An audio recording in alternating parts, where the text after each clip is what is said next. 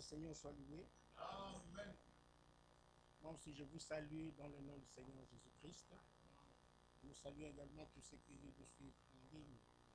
Que le Seigneur soit avec nous ce soir, lui qui a fait la promesse, que là où deux ou trois sont rassemblés en son nom, il est au milieu d'eux.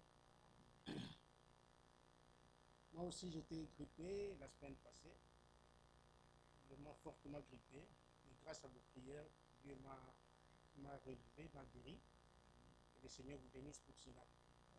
Nous allons nous lever pour lire la Bible. Tous les cantiques que nous avons chantés ce soir vont vraiment dans la même direction que notre prédication de ce soir. Le Seigneur bénisse notre frère Jean. Nous allons lire dans Lévitique chapitre 17.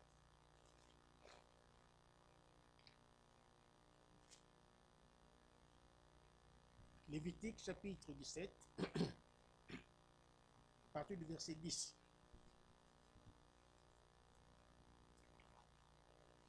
Si un homme de la maison d'Israël ou des étrangers qui séjournent au milieu d'eux mange du sang d'une espèce quelconque, je tournerai ma face contre celui qui mange le sang, et je le retrancherai du milieu de son peuple.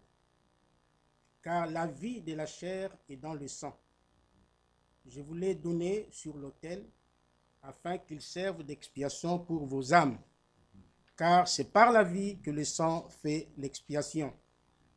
C'est pourquoi j'ai dit aux enfants d'Israël, personne d'entre vous ne mangera du sang, et l'étranger qui séjourne au milieu de vous ne mangera pas du sang. Si quelqu'un des enfants d'Israël ou des étrangers qui séjournent au milieu d'eux prend à la chasse un animal ou un oiseau qui se mange, il en versera le sang et les couvrira de poussière.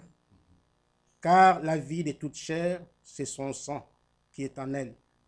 C'est pourquoi j'ai dit aux enfants d'Israël, vous ne mangerez le sang d'aucune chair, car la vie de toute chair, c'est son sang. Quiconque en mangera sera retranché. Amen. Amen. Prions. Dieu notre Père, nous te sommes très reconnaissants ce soir parce que tu nous as rassemblés dans ta maison.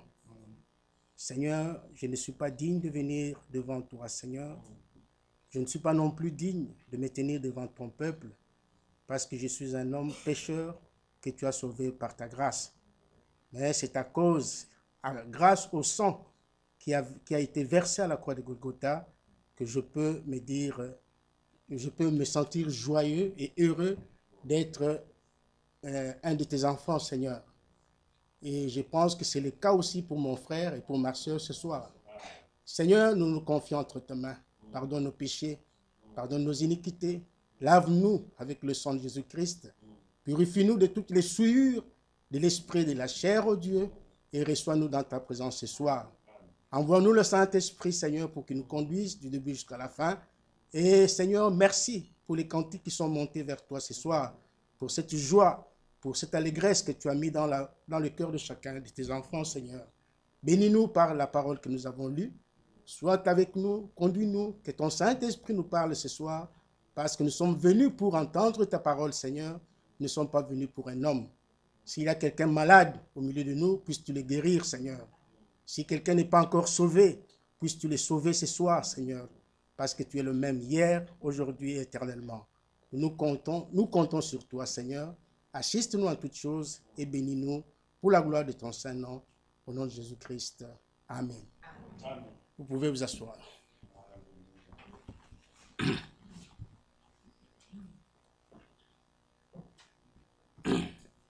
Comme c'est la coutume dans cette assemblée, le mardi après Krefeld, nous faisons un retour, un résumé.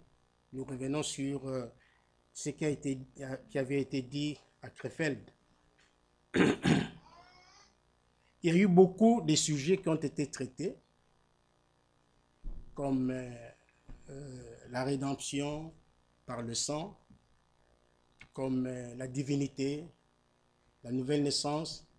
Beaucoup de sujets ont été traités comme Frère Franck le fait souvent. Mais parmi ces sujets, celui qui avait retenu mon attention, c'est sur la rédemption, le thème de la rédemption par le sang de Jésus-Christ. Et le frère Franck a dit une parole qui a retenu mon attention. Il a dit que la rédemption est une réalité divine. La rédemption est une réalité divine. Et j'ai compris par là que ce qui s'est passé à la croix de Golgotha n'était pas une scène de théâtre. Jésus n'était pas venu pour faire du théâtre. Jésus a réellement, d'abord il est réellement né, il a souffert et il est mort. Et sa mort avait été constatée. Raison pour laquelle les gens n'ont pas pu rompre ses jambes, ayant constaté qu'il était déjà mort. Et pourtant, les deux brigands, on avait rompu leurs jambes parce qu'ils étaient encore vivants. Mais Jésus était réellement mort. Jean chapitre 19 nous dit sa mort avait été constatée. Il était vraiment mort. Ce n'était pas du théâtre. Parce que Jésus était un homme comme vous et moi. Il était un homme. Sauf qu'il était sans péché. Parce qu'il était Dieu. Dieu manifesté dans la chair. Alors, il est mort en tant qu'homme. Il est mort réellement. Ce n'était pas du théâtre. Il faut que les gens comprennent cela. Et dans Ésaïe 53 plutôt, une parole que nous connaissons, que nous lisons régulièrement, Ésaïe 53, la Bible dit, au verset 6, « Nous étions tous errants comme des brebis, chacun suivait sa propre voie. Et l'Éternel a fait retomber sur lui l'iniquité de nous tous. » Donc, tous nos péchés, toutes nos iniquités étaient tombées sur Jésus-Christ. Ce n'était pas du théâtre. C'était une réalité. La croix de Golgotha est une réalité. Ce qui s'est passé à Golgotha ce jour-là est une réalité divine. Et le verset 7 dit, « Il a été maltraité et opprimé. » Jésus a été maltraité pour toi, pour moi, pour nous tous. Il a été opprimé et il n'a point ouvert la bouche. Semblable à un agneau qu'on mène à la boucherie, à une brebis muette devant ceux qui l'attendent, il n'a point ouvert la bouche. Il était vraiment un agneau. Un agneau ne se défend pas. Il ne défend pas ses droits. Un agneau perd toujours ses droits. Il accepte qu'on lui fasse tout ce qu'on veut. C'est ça un agneau. Prenez un agneau naturel, vous verrez comment il est. Il perd toujours ses droits. Et c'est la nature que notre Seigneur Jésus-Christ avait lorsqu'il est venu sur la terre. Il s'est humilié, il s'est dépouillé lui-même. Il a accepté qu'on puisse faire tout ce... Il a accepté que l'homme fasse ce qu'il voulait sur lui. Donc c'était réel, c'est une réalité. Il était vraiment un agneau. Et si vous lisez dans Jean chapitre 1, au verset 29, Jean-Baptiste, en le présentant au monde, il a dit, « Voici l'agneau de Dieu qui ôte les péchés du monde. » Donc Jésus était réellement l'agneau qui était venu pour ôter le péché de l'homme. Il était venu réparer les dégâts que l'homme avait commis dans le jardin d'Éden. C'est pour ça qu'il était venu. C'était un agneau. Et pour qu'il soit véritablement agneau, il fallait qu'il soit immolé. en fait que le sang puisse couler. Et dans Apocalypse chapitre 5, lorsqu'on a crié, qui est digne d'ouvrir le livre et d'en rompre les sceaux, il n'y avait personne. Il n'y avait personne, ni dans le ciel, ni sur la terre, ni sous la terre. Il n'y avait personne pour sauver l'homme, l'homme qui était perdu. Personne ne pouvait le faire. Et Jean a pleuré. La Bible dit qu'il a pleuré. Il a beaucoup pleuré parce qu'il était vraiment désespéré. Il n'y avait personne pour sauver l'humanité, pour sauver l'homme qui était perdu. Alors, pendant qu'il pleurait, un des 24 vieillards lui a dit, Jean, ne pleure pas, parce que voici le lion de la tribu de Juda, c'est lui qui a vaincu. Et lorsque Jean a voulu voir, donc il s'est retourné pour voir qui étaient ces lions de la tribu de Juda, lorsqu'il se retourne pour voir, il vit un agneau comme immolé. Et cet agneau-là venait du sanctuaire, où il était en train d'intercéder pour tes péchés, pour mes péchés. Il venait du sanctuaire, un agneau ensanglanté. Il se dirigeait vers celui qui était assis sur le trône, qui avait les livres, un petit livre ouvert, plutôt un livre fermé. Il s'est dirigé vers lui. Et lorsqu'il est arrivé, il a pris le livre, lui l'agneau de Dieu, il a pris le livre, il a ouvert, il a brisé le sceau et il est descendu dans Apocalypse chapitre 10 avec un livre ouvert. En ce moment-là, il n'était plus l'agneau, il était maintenant les lions de la tribu de Juda. Ça, c'est un enseignement, ce n'est pas notre sujet de ce soir. Mais notre sujet qui nous intéresse ce soir, c'est que Jésus était l'agneau qui devait ôter le péché du monde, comme Jean l'avait présenté. Mais pour que cela soit possible, il fallait qu'il soit immolé. Et Jésus a accepté la mort. Il a accepté d'être immolé. Son sang a coulé, n'est-ce pas? Son sang a coulé. Et la vie qui est dans le sang, comme nous l'avons lu dans Lévitique. Lévitique dit, ça c'était la loi de Dieu. Dieu a donné l'ordre, il a donné la loi, que l'homme ne doit pas manger le sang. Parce que quand l'homme mange le sang, c'est un péché pour Dieu. Pour Dieu, devant Dieu, c'est un péché. Parce que le sang, dans le sang, il y a la vie de l'animal. Dans le sang, il y a la vie de l'animal. Dans le sang de l'homme, il y a sa vie. Donc l'homme, on ne doit pas manger le sang. C'est vraiment interdit. Tout ce qui est fait avec du sang est un péché. Alors, il fallait maintenant, Jésus qui était aussi un agneau, il fallait que son sang, qu'il soit immolé pour que son sang puisse couler. Et c'est par ce sang-là que tu as la vie, mon frère. C'est par ce sang-là que tu as la vie, ma soeur. Parce que la vie de Dieu se trouve dans le sang de Jésus-Christ. Vous voyez? Donc il est important d'être sous le sang de Jésus-Christ. Et dans Matthieu chapitre, si vous lisez Matthieu chapitre 26, nous l'avons lu à Krefeld. Matthieu chapitre 26.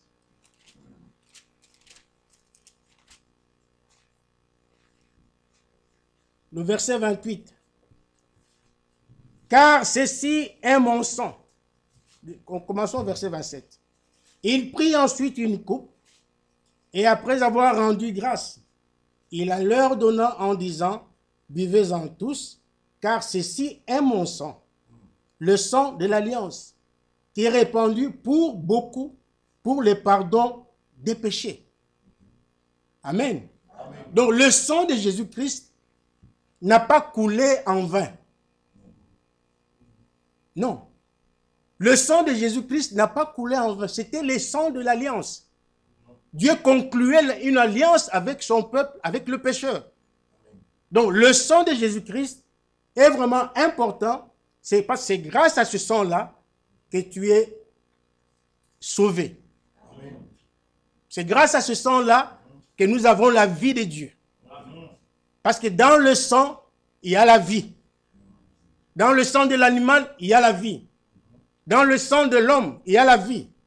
Dans le sang de Jésus-Christ, il y a la vie. Mais la vie de Dieu, la vie éternelle. Amen. Amen. Et dans Hébreux chapitre 9,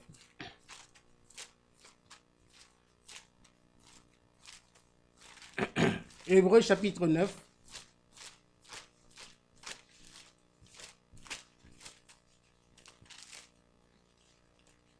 lorsqu'il est mort à la croix de Golgotha, la Bible dit,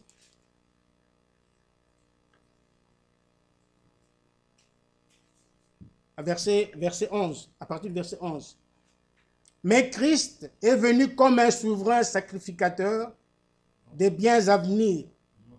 Il a traversé le tabernacle plus grand et plus parfait qui n'est pas construit des mains d'hommes, c'est-à-dire qui n'est pas de cette création. Verset 12. Et il est entré une fois pour toutes dans le lieu très saint, non avec le sang de bouc et de veau, mais avec son propre sang, ayant obtenu une rédemption éternelle. Amen. Alléluia. Amen. Vous voyez combien le sang de Christ est important. Ce sang est valable encore ce soir. Amen. Parce que le sang de Christ n'a pas séché. Non, non. Comme beaucoup le disent aujourd'hui. Le sang est là. Amen. Il coule encore à la croix de Golgotha. Ce sang a été répandu pour tes péchés. Donc il l'a fait, il n'est pas allé, donc il est entré une fois pour toutes dans le lieu très saint, non avec le sang de bouc et de veau, mais avec son propre sang, ayant obtenu une rédemption éternelle. Amen. Il l'a fait une fois pour toutes. Or, avec le sang de bouc et des animaux, on le faisait une fois par an. Et parce que chaque fois qu'on le faisait, le souvenir du péché revenait toujours. Donc, ce n'était pas un sang parfait. Le sang de bouc et des animaux n'était pas parfait. C'était seulement un type. Il fallait chercher le véritable sang. Et n'ayant pas trouvé le véritable sang parmi les humains, ni au ciel, l'unique sang valable, c'était le sang de Jésus-Christ. Alors, il a traversé, il est parti avec ce sang-là dans le lieu très saint, et ayant obtenu, ça c'est merveilleux, Amen. Ayant obtenu une rédemption éternelle. Amen. Amen. Verset 13. Car si le sang de taureau et de bouc et la cendre d'une vache répandue sur ceux qui sont souillés sanctifie et procure la pureté de la chair, combien plus le sang de Christ, qui, par l'Esprit éternel, s'est offert lui-même sans tache à Dieu, purifiera-t-il votre conscience des œuvres mortes afin que vous serviez le Dieu vivant? Le sang des boucs et des animaux, quand il était présenté par les souverains sacrificateurs, parce que le souverain sacrificateur entrait avec ce sang-là dans le lieu très saint, une fois l'an, et lorsqu'il entrait dans ce sanctuaire, donc dans la présence de Dieu, avec ce sang, c'était pour ses péchés à lui et pour le péché de tout le peuple. Alors Dieu agréait cela. Dieu pardonnait le peuple. Déjà, avec le sang des boucs et des animaux, il pardonnait le peuple, il pardonnait le péché. Mais il fallait le faire chaque fois, chaque année. Mais quand Christ est venu, il l'a fait une fois pour toutes. Parce que le sang de Christ était le sang le plus parfait. Amen. Alors maintenant, la Bible dit, combien plus le sang, verset 14, le sang de Christ, qui par l'Esprit éternel s'est offert lui-même sans tache purifiera-t-il votre conscience des œuvres mortes, afin que vous serviez les dieux vivants? Verset 22. Et presque tout, d'après la loi, est purifié avec du sang. Et sans effusion de sang, il n'y a pas de pardon. Ah. Sans effusion de sang, il n'y a pas de pardon. Donc, pour que vous soyez pardonné, vous devez être sous le sang de Jésus-Christ. Pour être pardonné. Parce que c'est le sang de Christ qui nous purifie.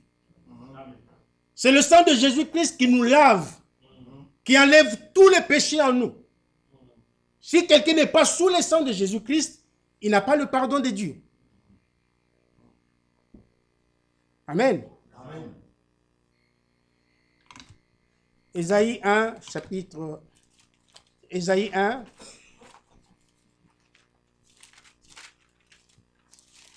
Ésaïe chapitre 1, verset 18. Mon frère, ma soeur, aujourd'hui, nous n'avons plus de raisons de rester dans la vie du péché. Nous n'avons aucune raison. Parce que Jésus est mort. Parce que le sang de Christ est là. Donc personne n'a pas de raison pour rester dans la vie du péché. Regarder ses péchés, vivre dans le péché, mener une vie indigne de l'évangile. Nous n'avons plus de raison. C'est pourquoi Ésaïe dit ici, c'est Dieu qui parle, dans Ésaïe 1, 18, il dit, venez et plaidons, dit l'Éternel.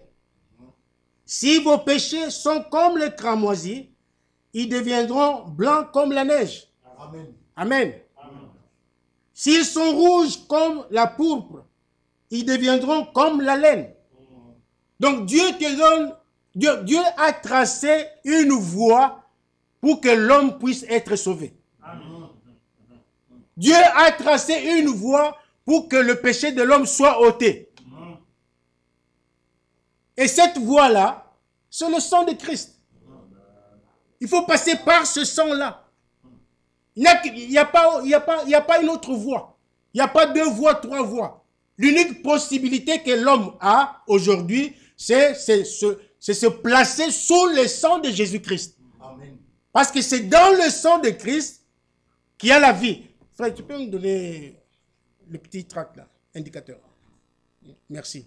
Tout à l'heure, là, quand j'étais au bureau, j'ai pris ce tract ici, l'indicateur. Comme par hasard, je l'ai ouvert. Et je suis tombé sur cette parole que Frère Franck explique ici. Il dit, personne n'est responsable d'être né pécheur dans ce monde. Personne. Nous ne sommes pas responsables d'être né pécheurs. Ce n'est pas nous qui l'avons voulu. Personne n'a choisi de naître pécheur. Nous ne sommes pas responsables. Mais il continue de dire, cependant, chacun est lui-même coupable s'il meurt sans avoir reçu le pardon. C'est ça. Est-ce que vous comprenez cela? Oui. Personne n'est responsable d'être né pécheur dans ce monde. Cependant, chacun est lui-même coupable s'il meurt sans avoir reçu le pardon.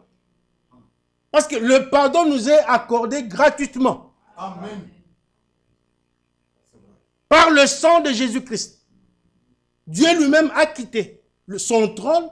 Il est venu dans la chair humaine pour prendre ta place. Toi les coupables, toi les pécheurs, toi le menteur, toi les voleurs, toi la prostituée, toi, je ne sais pas, chacun se connaît.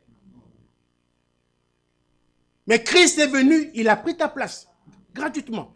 Il ne te demande rien du tout. L'unique chose qu'il te demande, c'est avoir la foi. De croire dans l'œuvre qu'il a accomplie à la croix de Golgotha. De croire en son sang. De croire au pardon qu'il accorde par la voie de son sang. Et Frère Franck continue, dit, le Seigneur ne veut pas la mort du pécheur, mais plutôt qu'il se détourne de ses voies et qu'il vive. Amen. C'est vrai. Alléluia. Que chacun saisisse cette occasion ce soir. Venez et plaidons, dit l'Éternel. Amen. Si vos péchés sont comme le cramoisi, Amen. ils deviendront blancs comme la neige. Amen. Quel que soit le péché que tu aies commis. Quel que soit le péché. Parce que le sang de Jésus-Christ, la Bible l'appelle la mère de l'oubli. Lisons-le, Michée chapitre 7.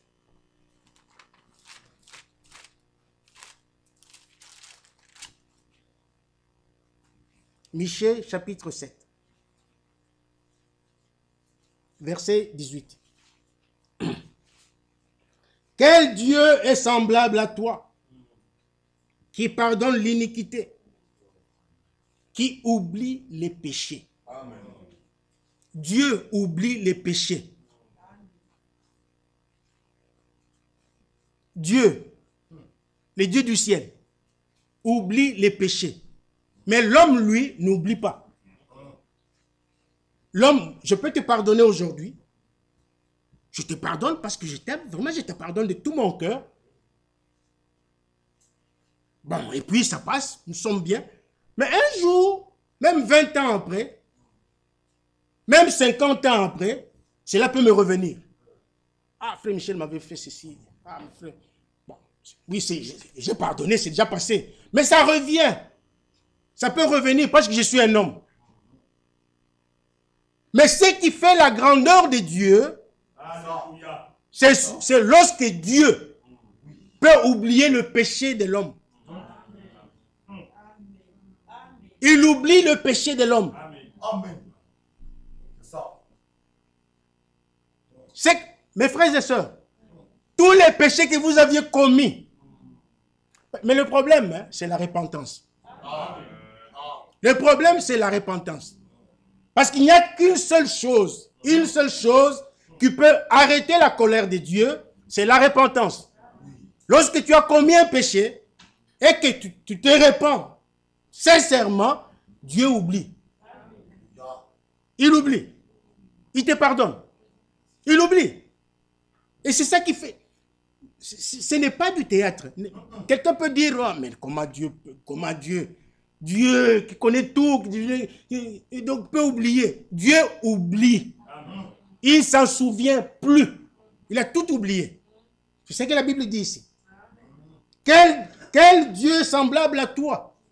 Quel Dieu? Vraiment. Quel est ce Dieu-là qui est semblable à celui-là? À notre Dieu, le Dieu d'Israël. Qui est semblable à ce Dieu-là?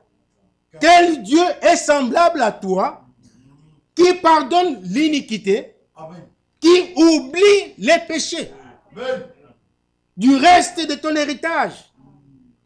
Il ne garde pas sa colère à toujours. Il n'est pas rancunier. L'homme est rancunier. C'est ça. L'homme est rancunier. Mais Dieu, lui, n'est pas rancunier. Il dit, il ne garde pas sa colère à toujours, car il prend plaisir à la miséricorde. Amen. Le verset 19, il aura encore compassion de nous. Il mettra sous ses pieds nos iniquités. Et puis il dit, tu jetteras au fond de la mer tous leurs péchés. Amen. Tous nos péchés sont jetés dans la mer de l'oubli. Ils sont là au fond de la mer. Dieu ne les voit plus. Quand Dieu te regarde, il voit le sang. Quand Dieu te regarde, il voit le sang. Il ne voit plus tes péchés. L'homme peut voir tes péchés d'hier, d'avant-hier, il y a 10 ans, il peut s'en rappeler, mais Dieu, lui, non. Quand Dieu te regarde, il voit le sang. Il ne voit pas tes péchés. Mais il faut être sincère avec lui. Il faut être sincère avec lui. Lisons Proverbes chapitre 28. Proverbe chapitre 28. Le verset 13. Proverbe chapitre 28, verset 13. C'est lui qui cache ses transgressions ne prospère point. C'est lui qui cache ses transgressions. Il ne peut pas prospérer. Il n'ira pas loin. Il verra toujours sa vie être bloquée. Il ne sait pas avancer. Pourquoi? Parce qu'il cache ses transgressions. Il ferme son cœur. Dieu attend de lui la repentance. Dieu attend de lui la réparation. Mais lui, il ferme son cœur. Alors la Bible dit qu'il ne peut pas prospérer. Il ne peut pas aller de l'avant. Il ne peut pas faire des progrès dans la vie chrétienne. Tout sera bloqué dans ta vie. Tout sera bloqué. Tu cherches Dieu, tu ne le vois pas. Tu pries, tu n'es rien. Le ciel est d'airain. Tu peux même jeûner, faire tout ce que tu veux. Rien du tout. Rien ne marchera dans ta vie parce que tu gardes encore tes péchés dans ton cœur. C'est ça le problème avec Dieu. Il dit, celui qui cache ses transgressions ne prospère point.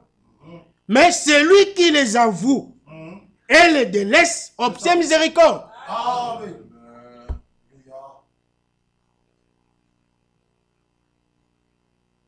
C'est lui qui les avoue, qui les confesse, qui se répand et qui les délaisse, obtient miséricorde. C'est comme ça avec Dieu. C'est comme ça avec Dieu.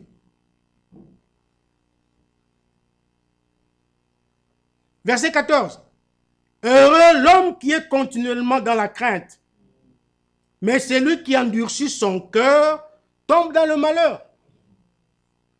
Aujourd'hui, si vous entendez sa voix, n'endurcissez pas votre cœur. N'ayez pas un cœur incrédule, comme nous l'avons lu. N'ayez pas un cœur incrédule. Ouvrez votre cœur. Brisez, laissez Dieu briser l'incrédulité en vous. Parce que l'incrédulité est une maladie grave. C'est un péché. Une maladie grave qui va vous freiner. Et l'incrédulité vous éloignera toujours de Dieu. On peut le lire, hein? C'était dans, je crois, Hébreu, hein? Hébreu chapitre, je crois. Quelqu'un peut les trouver? Ah, Hébreu chapitre 3.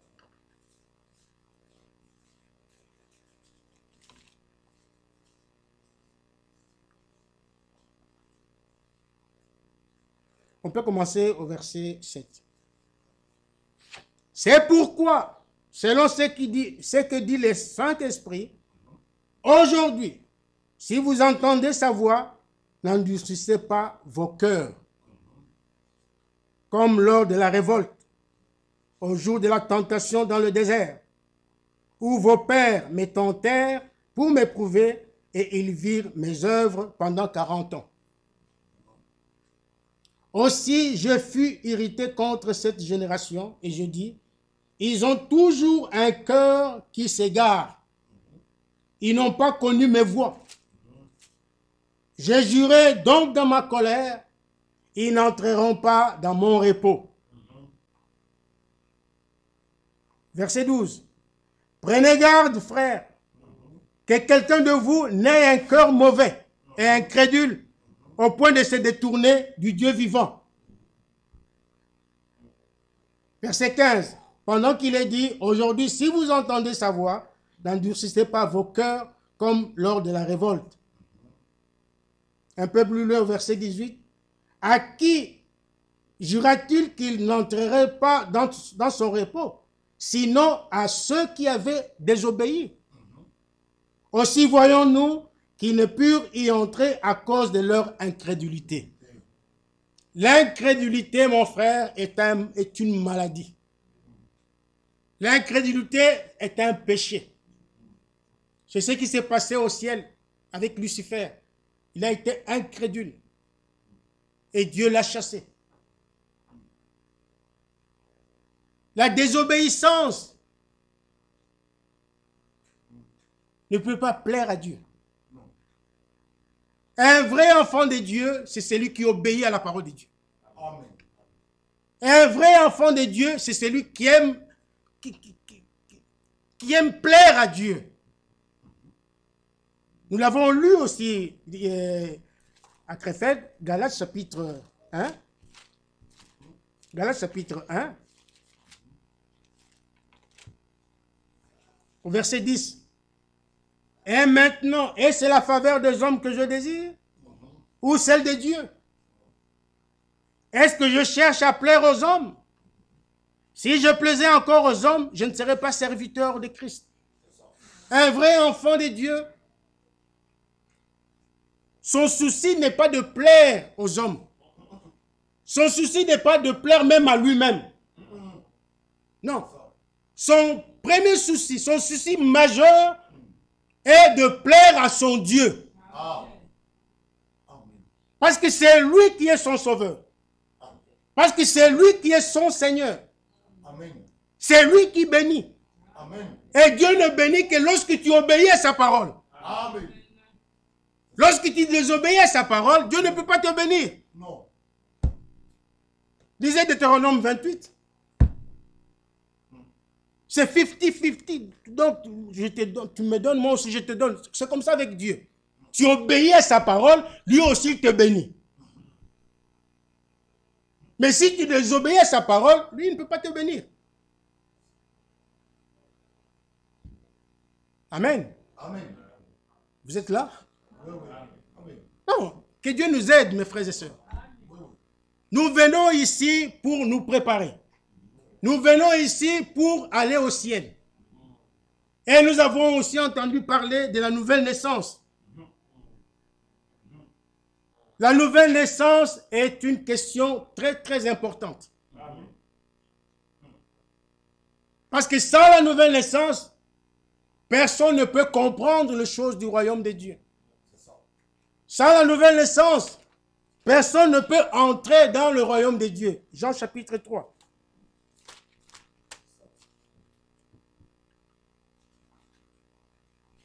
Jean chapitre 3, le verset 3. Jésus lui répondit, en vérité, je te le dis, si un homme n'est né de nouveau, il ne peut voir le royaume de Dieu. Nous l'avons toujours enseigné dans cette salle. Voir ici signifie comprendre les choses du royaume.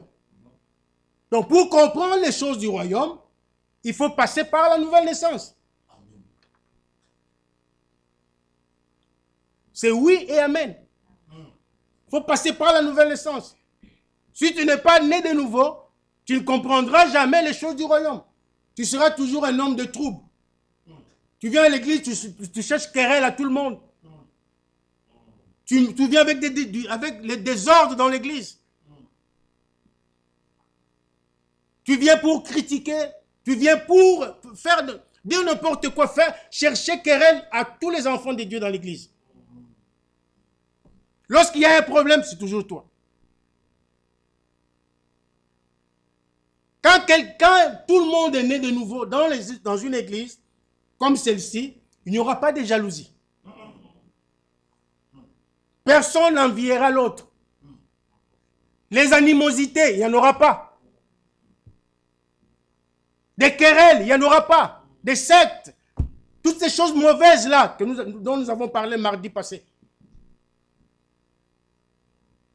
Si on voit encore ces choses au milieu de nous, c'est parce que les gens ne sont pas encore nés de nouveau. La nouvelle naissance manque à beaucoup de gens. La nouvelle naissance manque même à certains prédicateurs.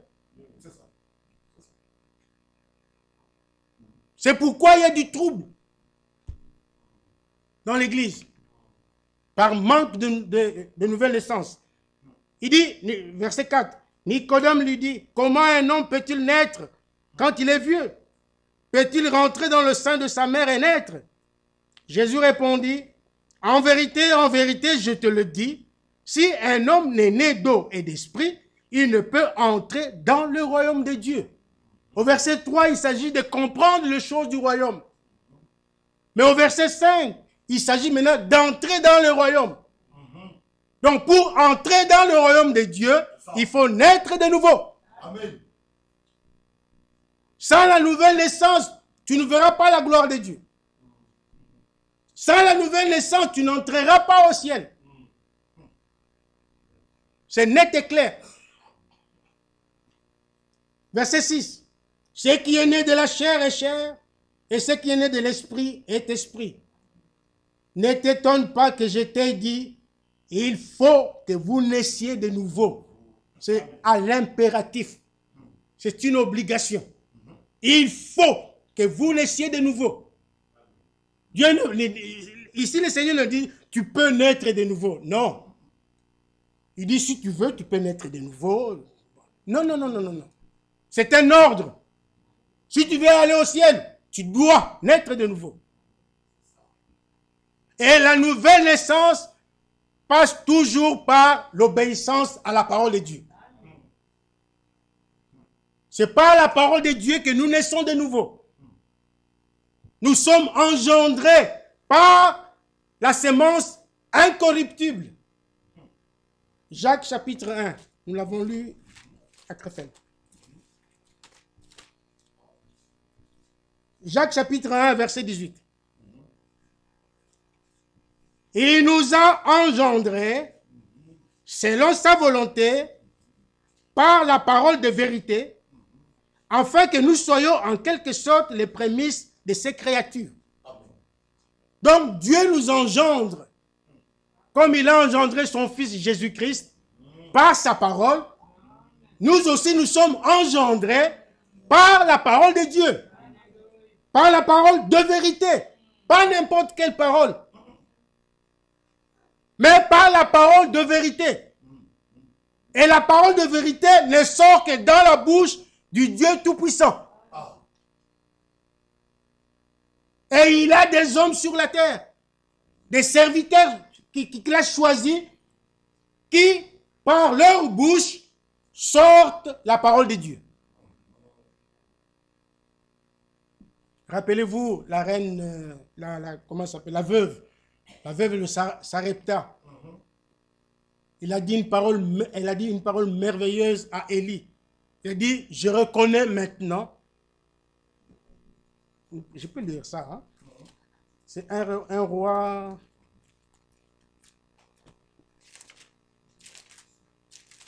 C'est un roi combien?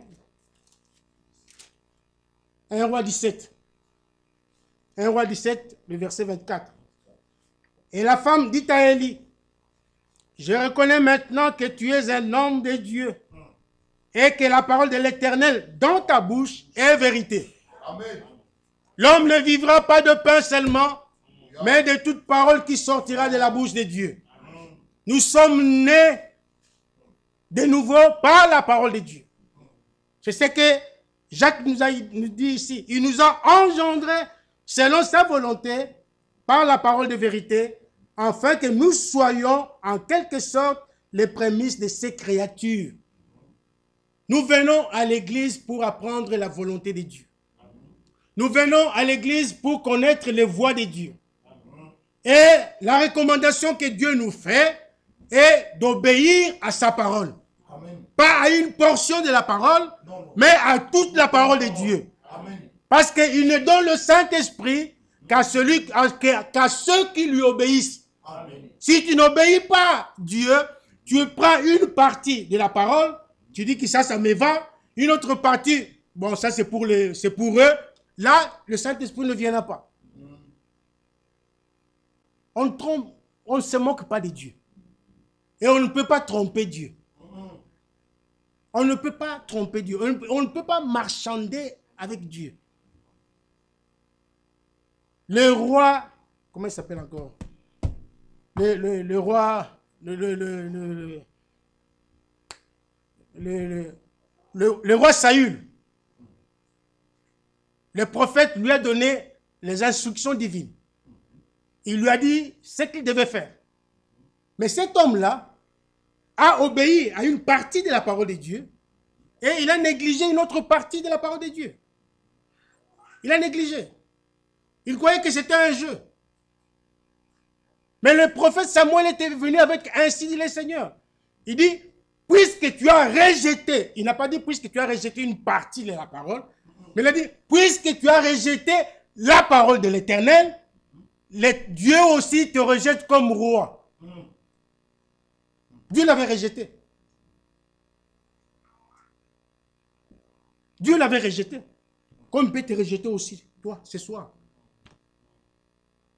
Si tu négliges sa parole, tu désobéis à sa parole, Dieu va te rejeter. Il va te rejeter. Nous ne venons pas ici pour faire du théâtre. À la croix, Jésus n'a pas fait du théâtre. Il n'a pas fait du théâtre. Il a souffert. Il a donné sa vie en rançon. Il a souffert pour toi, pour tes péchés, pour te sauver. Il ne t'a rien demandé, si ce n'est la foi. Mais toi, tu négliges cette œuvre de Golgotha en désobéissant à la parole de Dieu. Dieu va te rejeter. Il va te rejeter. Dieu n'a pas besoin d'un grand nombre de gens. Non, non, non, non. Il a besoin de la qualité. Il a besoin des gens qui obéissent à la parole de Dieu. Il a besoin des gens qui l'aiment. Parce qu'il faut aimer Dieu. Jésus a dit, il a repris la parole de l'Ancien Testament, où il était, je crois que c'est Moïse, écoute Israël, l'Éternel ton Dieu est l'unique Seigneur. Tu dois l'aimer de tout ton cœur, de toute ton âme, de toutes tes pensées et de toutes tes forces. C'est comme ça qu'il faut aimer Dieu. Amen. Il faut mettre Dieu à la toute première place. Amen. Cherchez premièrement le royaume et la justice de Dieu et le reste vous sera donné par-dessus. Donc je disais que la nouvelle naissance est produite par la parole de la vérité. Lorsque nous croyons à la parole, nous l'acceptons, nous naissons de nouveau. Et comme nous l'avons toujours dit, la justification, la sanctification et le baptême du Saint-Esprit rendent complète la nouvelle naissance. Oui. Il ne faut pas une nouvelle naissance à moitié. Non. C'est un processus. Justification, sanctification et baptême du Saint-Esprit. Il faut passer par ces trois étapes pour que la nouvelle naissance soit complète.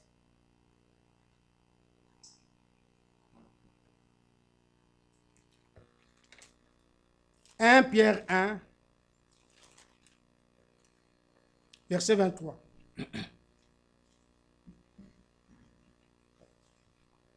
1 Pierre 1, verset 23.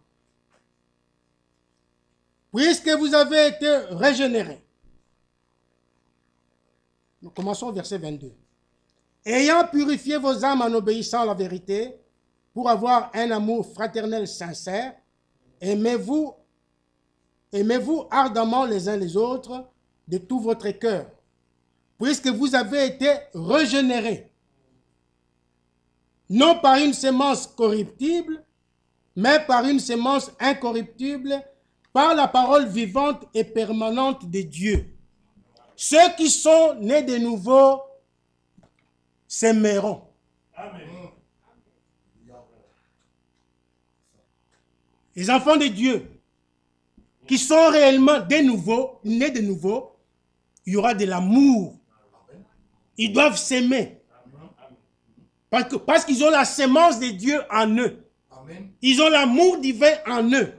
Et c'est Dieu qui l'a fait. Amen. Deux enfants de Dieu qui se chamaillent, qui ne s'entendent pas.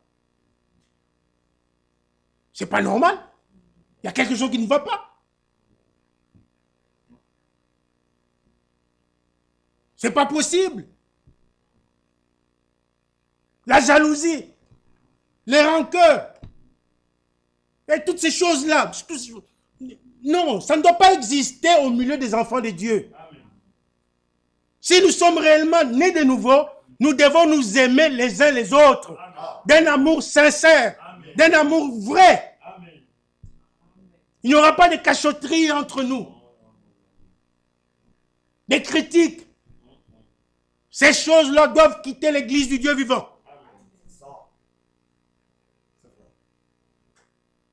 Jean-Baptiste a dit, produisez les fruits dignes de la repentance. Les fruits dignes de la repentance, c'est le changement.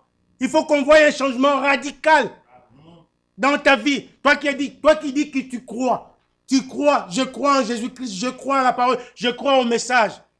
Frère Franck l'a dit, le week-end passé, il ne suffit pas de parler du message. Parler du message, le prophète. Non, il faut que chacun fasse son expérience avec Dieu. On doit faire une expérience surnaturelle avec notre Dieu. Dieu est surnaturel. Il faut que nos vies, nos choses, ce que nous vivons, ce que nous expérimentons dans notre vie, doivent être des expériences surnaturelles qui viennent d'en haut. Jean-Baptiste a dit, un homme ne peut recevoir que ce qui lui a été donné du ciel. Il faut que nos expériences viennent du ciel. Pas une nouvelle naissance fabriquée. Non. Mais une véritable nouvelle naissance qui vient du ciel. Produite par la parole de la vérité. Il faut qu'il y ait un changement. Parce que quand quelqu'un reçoit la parole de Dieu, cette parole doit produire un changement en lui. Amen. On ne doit pas toujours vouloir être le même. Vous ne changez pas. Querelleuse, c'est toi. Critiqueur, c'est toi. Jalousie, c'est toi. Envie, c'est toi. Non. Ça, ce n'est pas la nouvelle naissance. Ce n'est pas la nouvelle naissance. Ça, c'est le monde. Ces choses-là, nous les trouvons dans les dénominations. Ici, non.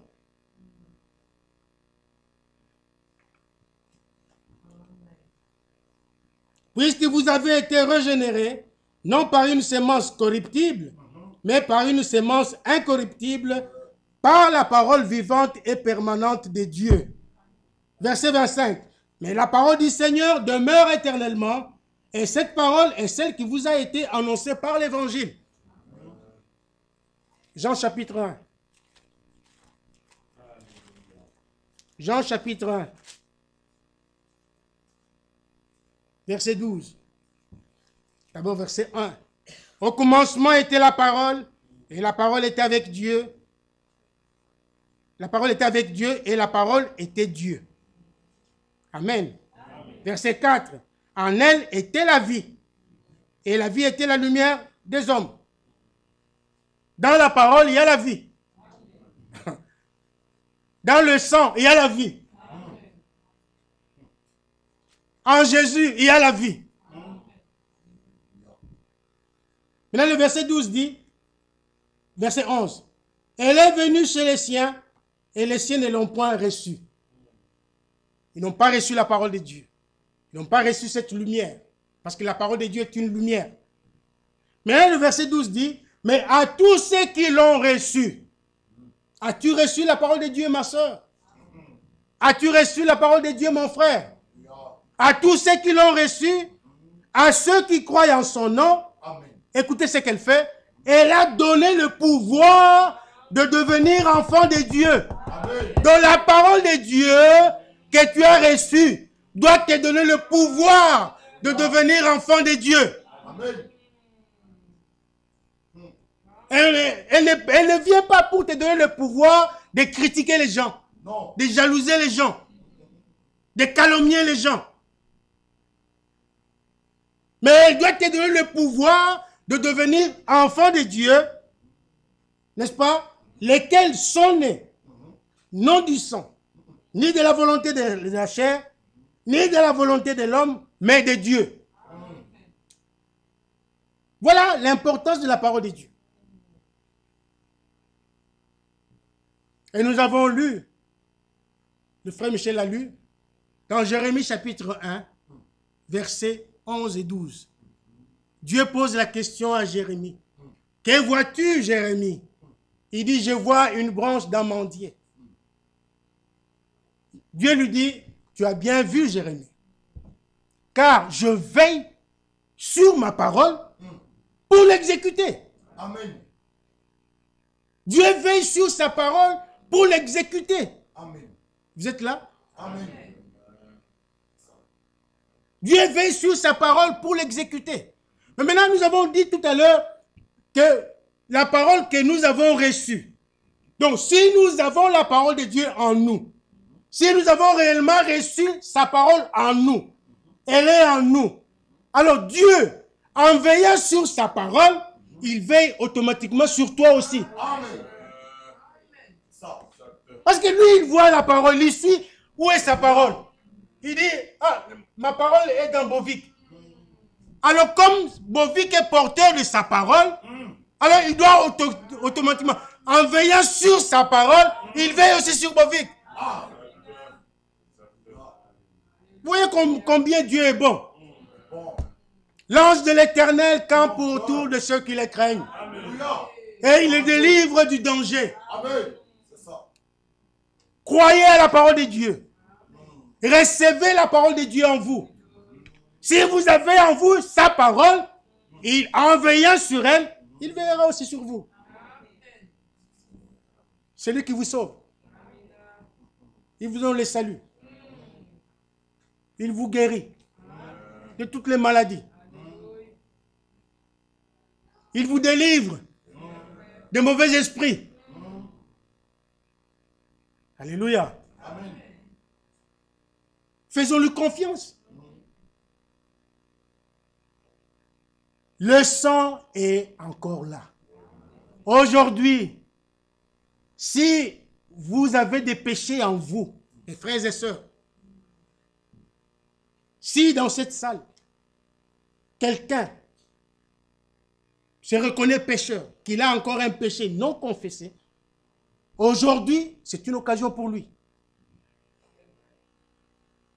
C'est aujourd'hui que nous devons... Nous ne savons pas quand est-ce que Jésus-Christ reviendra. Il peut revenir ce soir. Vous allez me dire, ah mes frères, il faut que le rétablissement de toutes choses. Oui, c'est vrai, c'est la parole. Mais Dieu peut le faire en un clin d'œil. Il peut le faire en un clin d'œil. Et il accomplit sa promesse. Il revient, il prend ses enfants. Ne gardez pas vos péchés. Si vous avez un péché non confessé, aujourd'hui, si vous entendez sa voix, n'endurcissez pas votre cœur. L'autel est là. Venez. Ésaïe 1, 18, nous l'avons lu. Venez et plaidons, dit l'Éternel. Si vos péchés sont comme les cramoisis, ils deviendront plus blancs que la neige. Pourquoi garder les péchés? Pourquoi garder cette mauvaise vie? Pourquoi garder cet esprit de jalousie? Pourquoi garder cet esprit de rancœur? Pourquoi garder cet esprit d'animosité? Frère Branham insiste, il dit, le péché d'animosité, surtout le péché d'animosité, empêche le Saint-Esprit de descendre dans l'église.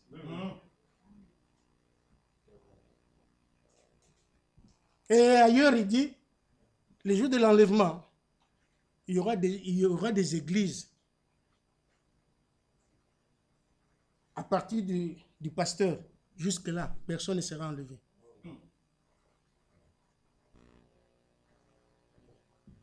Voilà un peu pour ce soir, le résumé, ce que j'avais à...